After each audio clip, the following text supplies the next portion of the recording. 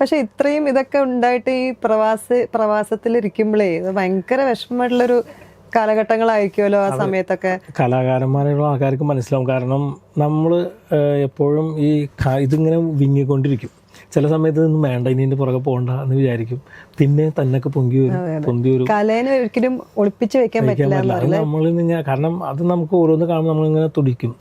നമ്മളങ്ങനെ പയ്യനെ ഇങ്ങനെ ഇറങ്ങി വരും. പിന്നെ ഞാൻ വെറുതെ ഇരുന്നില്ല. ഞാൻ ഇപ്പോൾ ഗൾഫിൽ ഫസ്റ്റ് ഞാൻ 1998 ഫസ്റ്റ് ഖത്തറിൽ പോണത്.